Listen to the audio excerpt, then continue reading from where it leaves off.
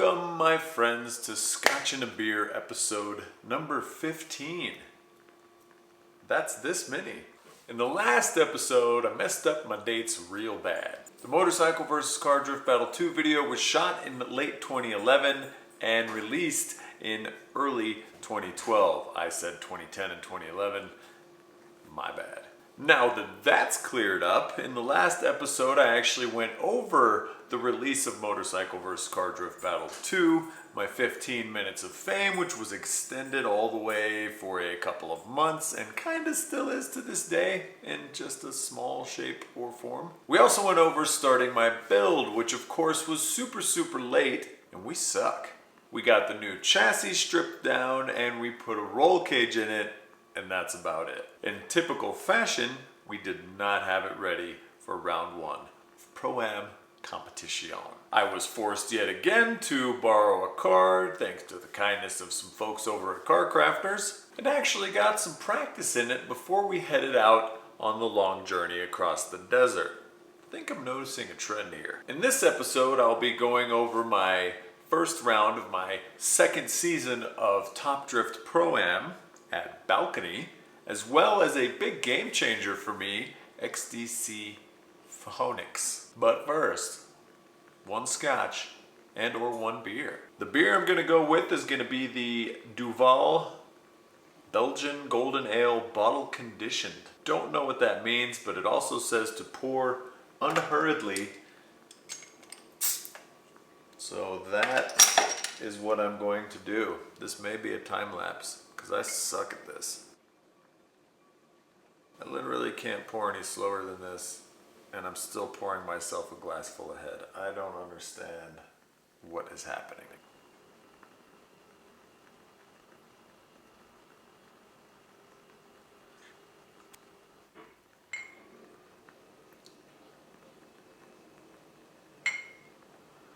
Again, like always, gonna let that settle for a little bit so I can actually have some beer with my head. And I'm gonna move on to the Scotch. Brand new fresh bottle. This time we're going with the Balvenie Caribbean Cask 14 year, in which they take their normal Scotch and then they age it longer in Caribbean rum casks, which enhances the Balvenie's vanilla notes while adding spicy aromatic qualities to the whiskey. It says this should have a distinctive honey taste. On the nose, it's rich, sweet, and creamy toffee with fresh fruit notes. The taste is going to be rounded with vanilla, sweet oak, and fruitiness. Kind of like me. The finish is warm, soft, and lingering. Also like me.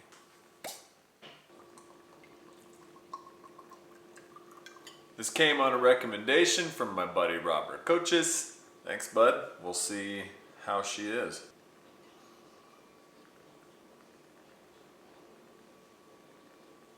Right away, the first thing I could taste was that toffee. The vanilla is very strong, and the honey is, to put it lightly, the honey is very intense.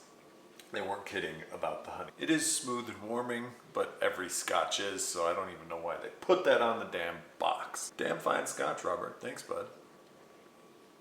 So I decided that ditching the build and borrowing a car would be the best course of action to get me driving at round one. We got a super late start because I was depressed about crashing my car when we filmed the video, and then I was obsessed with the actual virility of said video when it came out, and I didn't do anything for a damn month except for watch that video go nuts. Should have been working on the car, totally didn't. Now the car that I borrowed was a Lexus SC 300. Pretty simple car, it was on coilovers, had basic angle mods, had a tapped in hydro e-brake, a 1J engine, racing seat, and a roll cage. It made like 280 horsepower, but it was reliable as all get up. We test drove it out at Sandia Speedway, which I showed a couple of clips of in the last video, and I fell in love with it. It was probably one of the best cars I'd ever driven. At this point, Jim was mid-build on his brand new Mustang, and he decided he was going to take the car for Motorcycle vs. Car Drift Battle 2 out there. So this was its only foray into competitive drifting in its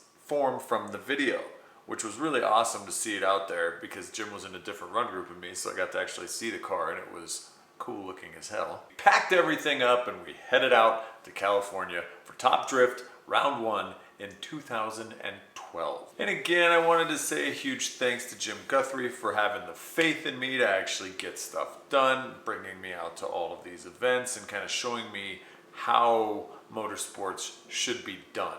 So thank you, Jim, again for everything that you've done for me. Could not have done it without you. Anyway, we get to Balvenie, we're setting up the pits and dudes are rolling in left and right. It's insane. I think the final car count ended up being 59 drivers, in which Charlie said this was a record for Top Drift competition. And I'm like, damn, new car and 59 dudes to beat to get on the podium. Can I make this happen? Do I have the skills necessary to do this? And I will say this. Rolling up to a Top Drift event where you've done a season previous and you know the drivers and you're not coming in as a complete stranger and also a rookie feels really good. It was awesome to be able to walk around the pits and give high fives to people, give hugs to people, and actually be able to socialize and talk. Because before I just kind of sat there my first season, I didn't really know anybody and it was a little bit awkward.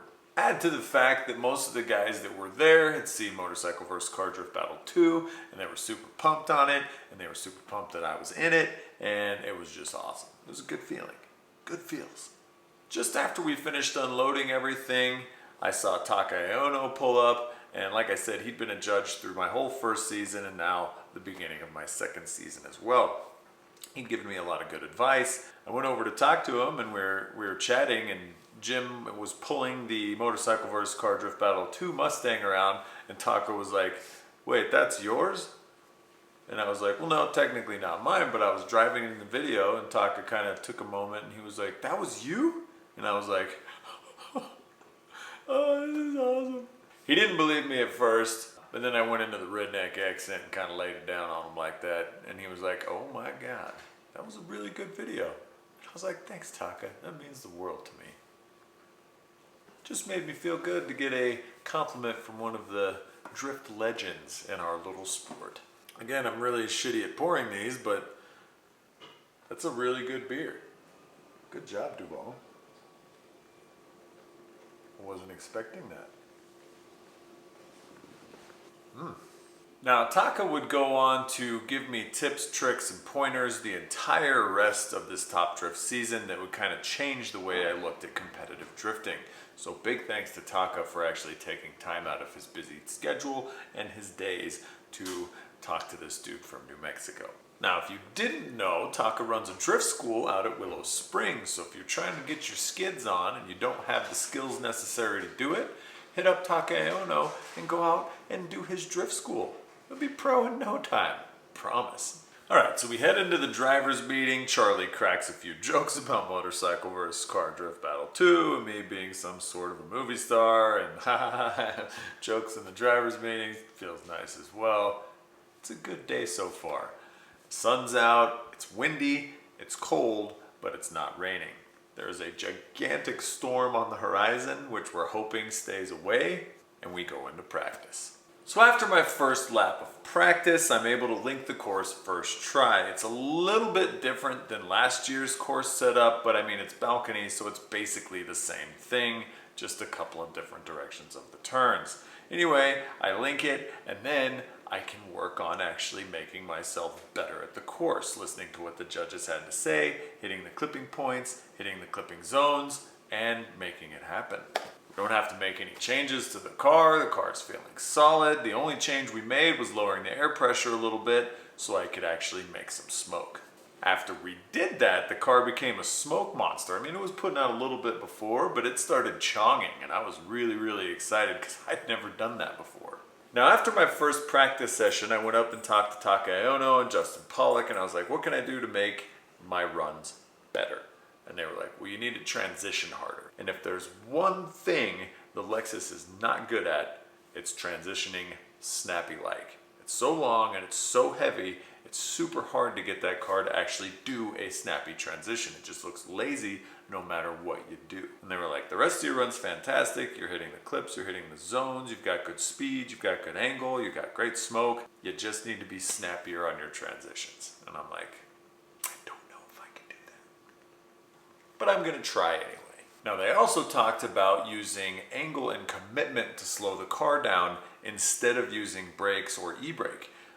This is something that I had never really thought of yet. I'd always kind of just e-braked where I needed to be. I never thought about throwing huge angle in and kind of just powering out of situations to slow the car down. So that was something that I was going to try to work on this day as well. Day one of practice ended. I was feeling super solid. The car felt great.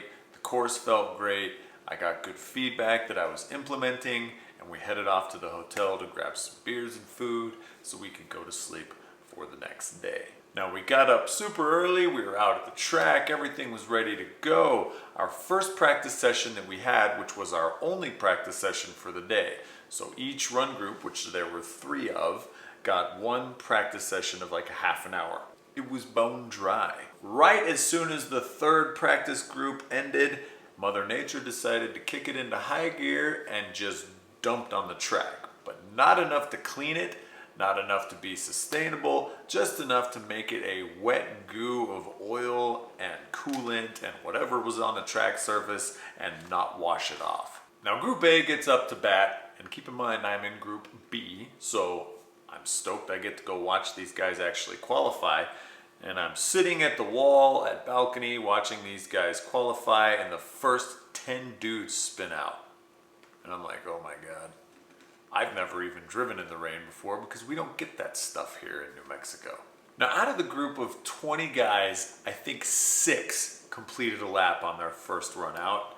A few of them got scores on the board by the end, but at the end of round 1's qualifying, all 3 laps given, I think there was only 12 guys that actually had a score. So my jitters are coming back because I've never driven in the rain. I'm in a new car and a new course and a new Pro-Am, and I don't know what to do. Now while the first group was going, I ran up to the top of the hill and I talked to Taka. I said, Taka, what do I need to do to drift better in the rain? I've never done it before. He told me to raise my tire pressure to just a little bit above OEM recommended. And I'm like, that's counterintuitive. It seems like you'd want to lower your tire pressure to get more grip in the rain. But now that he said that, it does make sense. It's more like a pizza cutter going through a pizza rather than a steamroller. The more weight and the pressure down onto one singular point as opposed to spreading that load out and hydroplaning all over the place. Sick. He also said dumb down your movements and do everything like it's in slow motion. You're not going to want to let go of the wheel or the car will spin out. I believe he told me it was like ballroom dancing. Just chill, relax, and enjoy the moment. I was like, oh, okay, I guess I can do that. I get my jitters out, I center my chi, and I go out for my first lap of qualification in 2012. Now the rain had been going all through Group 1, but just very lightly, and for Group 2 it decided it was going to let up. The track was still super slippery, but it wasn't getting any worse. My first run was super conservative. I kind of needed to get a feel for how the car would react. It was a really weak entry with really sloppy transitions. I ended up losing drift around the building in the back, and I kind of understeered around it. I was like, okay, at least I didn't spin out. I can make my second and third runs better. We added a few PSI to the tires just to be safe. On my second lap, I completed the course and got a score. It wasn't a good score, but it was a score, and I was ready to lay it down for my third run. My third run, I nailed the clips. The only thing that held me back on that run was my transitions. They were lazy and sloppier because it was in the rain. So that car is an actual boat, and I was floating it through the river that was Balvenie.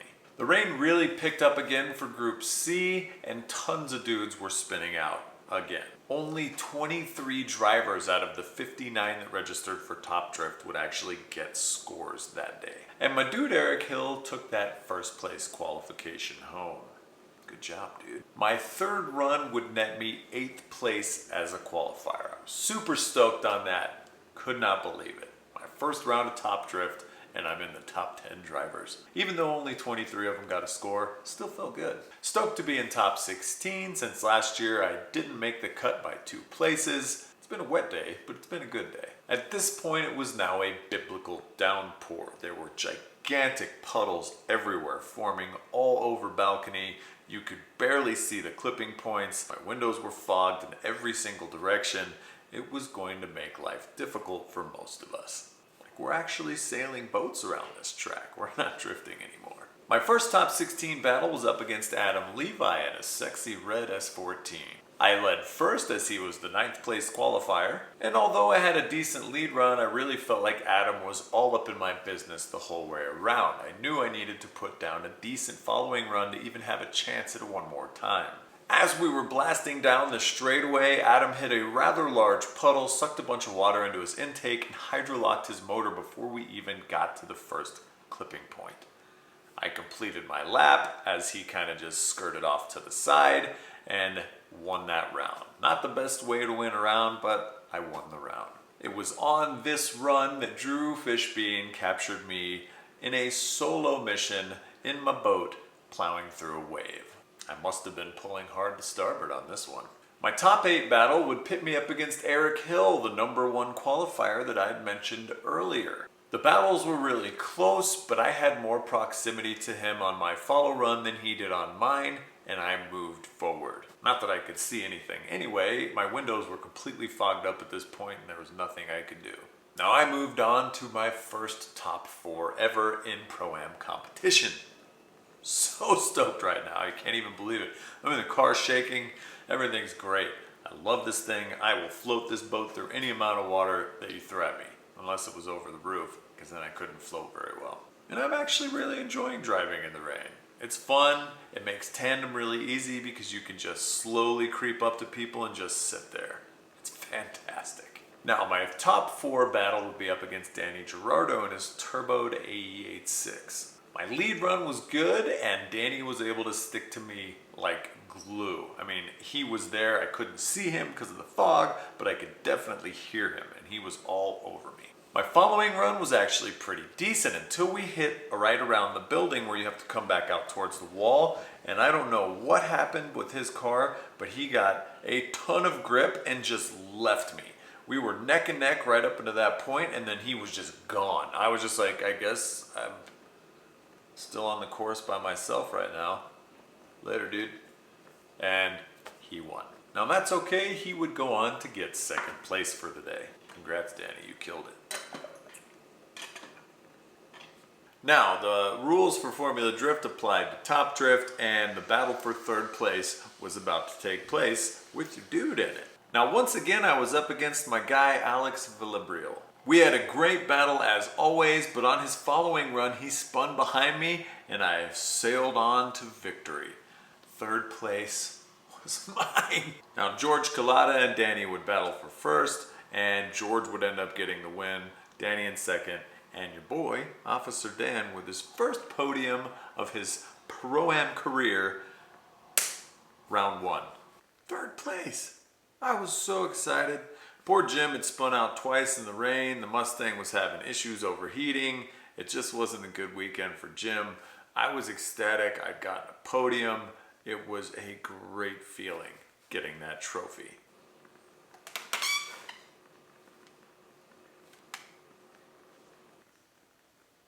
We packed everything up out of the rain, we headed back to New Mexico, and I just had a good feeling. The very next weekend, Jim Guthrie, his son who was now into drifting, Tim Walsh, and the Car Crafters crew and I packed up and headed out for XDC Phoenix, which stands for Extreme Drift Circuit. Now this series was run by the legend Matt Petty, who runs all the Club Loose events out on the East Coast. So they put him in charge of running these suckers, and this was supposed to be kind of an in-between Pro-Am and Formula Drift. There was cash payouts, and it was a gigantic mix of Pro and Pro-Am drivers. This was kind of my only shot at actually driving with pro guys, and I was really, really stoked to be there. This one in particular was a double points round. They had a competition Friday, and they had a competition Saturday.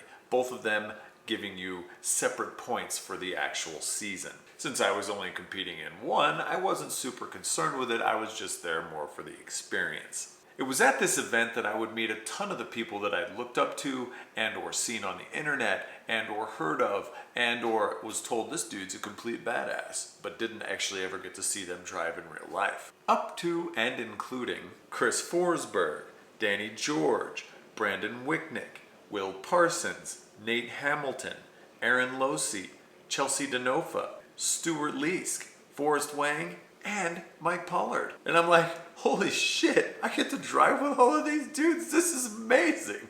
What a freaking awesome experience. Now, there were a bunch of guys there that I'd actually competed with in Top Drift and or Vegas Drift, including George Marstanovic, Mike Burns, Tyler Wolfson, and Corey Hosford. So it was good to see those dudes again as well. High fives all around. Now, it was also at this event that I would meet a guy that we'd been chatting back and forth with on the internet. He had a van that he was building, and I thought it was one of the coolest things that I'd ever seen, so I was giving him tips and tricks and pointers to try to get that thing dialed.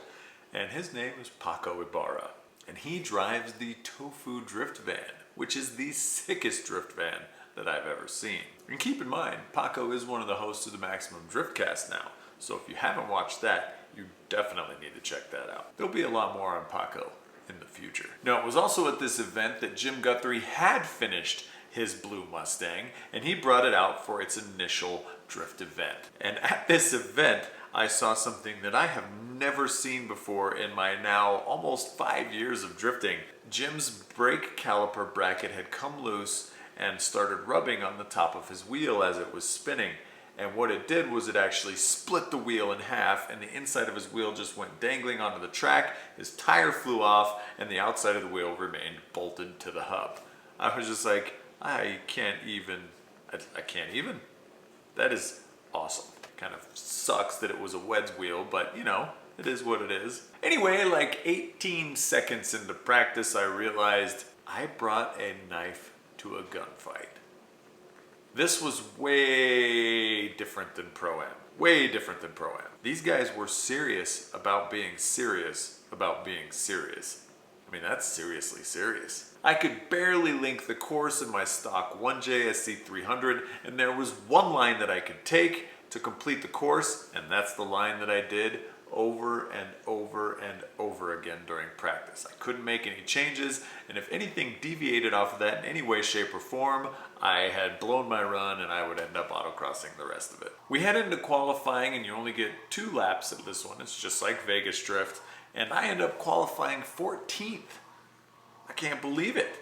I'm in this stock freaking 1J SC300, and I qualified 14th out of these dudes with 700 horsepower cars. That meant that my first top 16 battle would be up against internet heartthrob Stuart Leask of Leask Spec Industries. Stu led first, and Stu spooled the living shit out of me off the line. It was just like, pfft.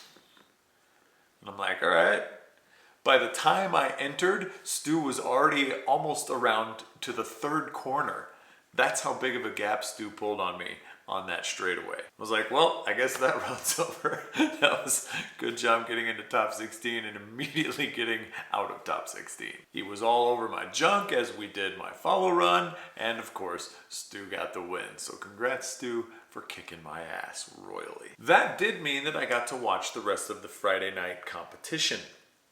And it was epic. What a cool event to be at. I actually went over and talked to Chris Forsberg during the intermission because this was the first time I've ever met him, and he obviously knew who I was from Zip Tide. And I said, hey, I was the dude from Motorcycle vs. Car Drift Battle 2. Pleased to meet you. Really awesome. An honor. The honor is all mine. What can I do to improve my score for tomorrow? And he was like, get more horsepower. He's like, your line's good, but the car is your limiting factor at this point. And I was like, well, that feels good, makes sense, but there's nothing that I can do about that until tomorrow. So thank you, Chris, and you have a wonderful evening. Right after that, Chris would get interviewed by the Keep Drifting Fun guys with his dog in his lap, and I was like, man, he's a cool dude. Lucky getting interviewed by the KDF guys again. Now, it was after this that we went out to some bar that had sand in it with Corey Hosford and Dustin Millard.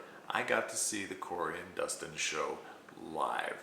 The way that those guys owned the dance floor was insane. I'd never seen anything like it, and it was a good evening. We went out for practice, and it was more of the same. It was the one line that I could take, and it was the one line that I could do.